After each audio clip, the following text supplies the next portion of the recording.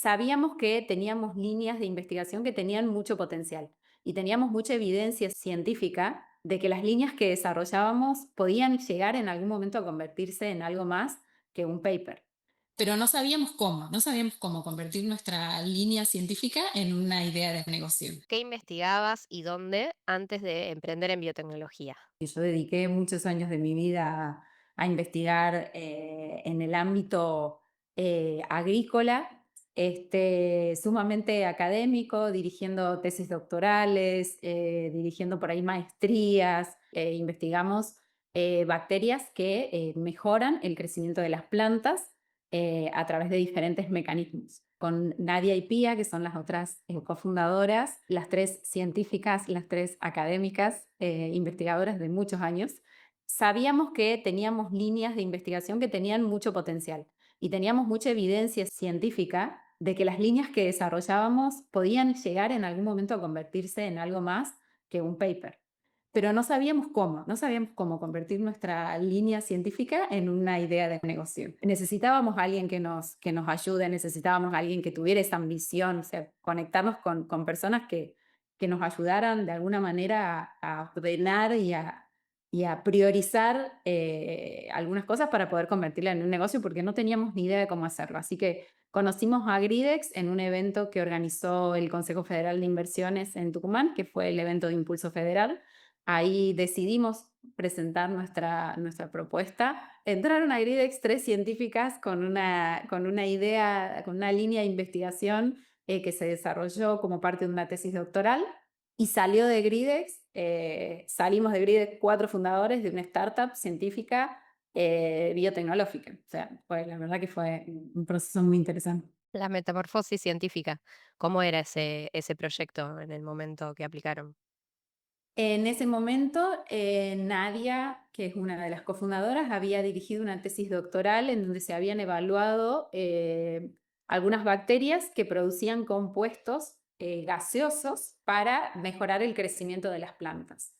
Y ella había visto que algunos de estos compuestos tenían actividad antimicrobiana, porque esas bacterias los producían para defenderse o ayudaban a las plantas a defenderse de microorganismos que las enfermaban.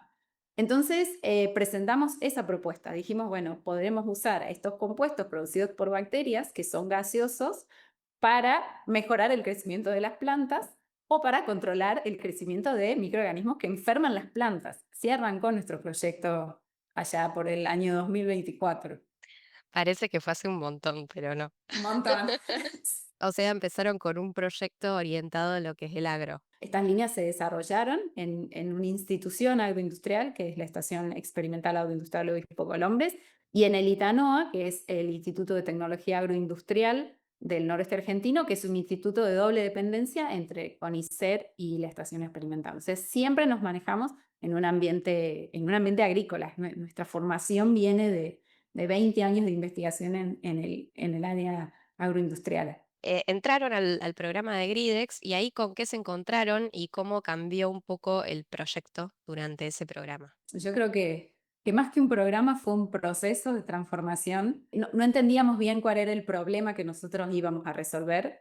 Teníamos que pensarlo mejor. No sabíamos si era un problema global, no sabíamos por qué, a quién se lo íbamos a resolver, ni por qué era el momento, en ese momento era el importante para hacerlo. Tuvimos muchísimas charlas con gente de diferentes industrias, de diferentes compañías, y entendíamos que la conservación de alimentos era un desafío muy grande a resolver, que el desperdicio de alimentos realmente afectaba a muchísimas empresas, grandes empresas sobre todo, y los alimentos se desperdiciaban principalmente por contaminación microbiana.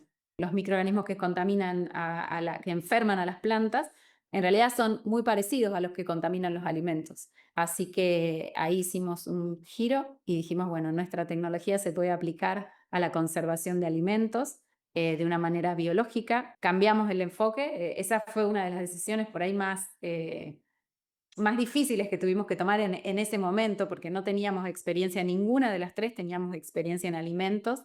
Entonces, nosotros lo que hacemos es evitar el desperdicio de alimentos produciendo o desarrollando bioconservantes que son gaseosos, que son producidos por bacterias y que atacan a los microorganismos contaminantes. Además, al ser compuestos gaseosos y no modifican las propiedades de los alimentos, entonces tienen esa ventaja adicional y de esta manera extendemos la vida útil de los alimentos. Comentaste antes que entraron siendo 3 y salieron siendo 4 cofundadores. Sí, bueno, cuando nosotros nos presentamos, quedamos 20 proyectos científicos seleccionados y por otro lado habían 20 emprendedores de negocios que eran 20 profesionales con muchísima experiencia y con muchísima capacidad en estrategia de negocio que, digamos, nos conocíamos mutuamente. Ellos por ahí elegían aquellos proyectos científicos con los que se sentían más identificados o los cuales creían que tenían más potencial. Así fue como la primera entrevista que tuvimos fue con Sebastián, que fue quien después pasó a ser el CEO de la empresa.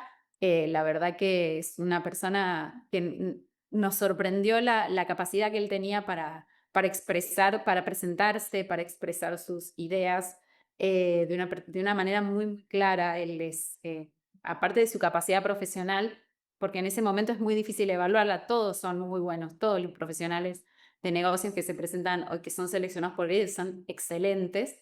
Y creo que por ahí uno busca más esa parte más blanda, esas capacidades que tienen que ver con la comunicación, con cómo se expresa, con... Necesitábamos a alguien que nos ordene dentro del equipo, que nos acelere en los ensayos, que nos ayude a entender el problema, futuros clientes, nos hable del mundo de las inversiones. Seba nos encantó desde la primera entrevista que tuvimos, que fue la primera que tuvimos con él. Y bueno, y él se sumó al equipo de BioBlends como CEO de la compañía y se complementó, pero perfectamente con nosotras. ¿Querés contarnos cuáles fueron esos hitos que más te enorgullecen o que más les permiten avanzar? Sí, bueno, nosotros la verdad que llevamos un poco más de un año de operaciones. En ese año de operaciones hemos tenido bastantes logros para el estadio en el que se encuentra nuestra empresa. Entre ellos, hemos podido validar nuestra tecnología más allá del laboratorio. Hemos podido hacer 4 pruebas pilotos con diferentes empresas. Hemos firmado un LOI, un acuerdo con una de las panificadoras más grandes del mundo. Eso también es un logro importante. Hemos realizado o replicado ensayos en compañías de ingredientes muy grandes. Estamos a punto de presentar nuestra patente provisional y por armar un dossier para obtener la aprobación regulatoria y tener un producto comercial ya disponible en el mercado. El año pasado hemos tenido la posibilidad de viajar y de presentar nuestro proyecto en diferentes ferias de alimentos muy grandes. Hemos recibido una mención de honor en la Food Tech en México como una de las startups más sostenibles y hemos sido premiados como la startup más innovadora en la European Food Ingredient en París el año pasado y eso por supuesto nos dio mucha visibilidad. Queda mucho camino por recorrer, pero creo que entre los hitos esos fueron los más importantes. ¿Y sumaron gente al equipo? Sí, sí, sumamos 2 personas, sumamos a Emi y a Benja, que están trabajando en el laboratorio, y ahora se incorpora, si Dios quiere, el mes que viene otra persona más.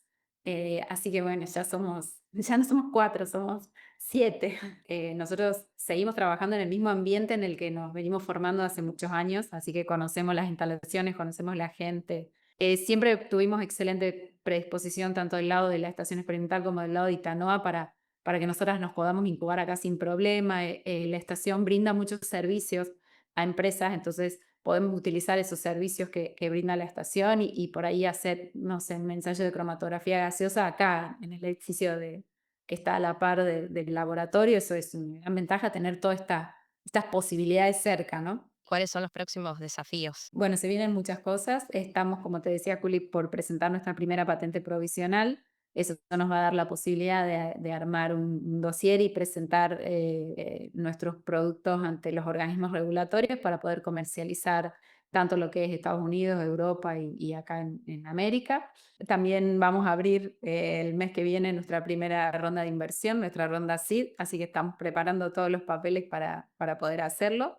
Y la idea también es, nosotros nuestro primer producto lo enfocamos en la industria de los panificados. La idea también ahora es expandir el portfolio de productos y poder abarcar otras verticales de alimentos, ya sean queso, carnes, etcétera. ¿Qué le dirías a la Laura de hace 1 año y medio? A ver, emprender no es fácil, es un desafío muy grande, implica otros tiempos, muchas veces implica tiempos que uno le dedicaba a las actividades que uno tenía fuera del trabajo, pero es una enorme satisfacción. Hay momentos buenos, hay momentos no tan buenos y hay momentos malos, pero de cada momento uno aprende muchísimo. O sea, yo siento que aprendí tanto en este año y poquitos meses que llevamos Violence adelante.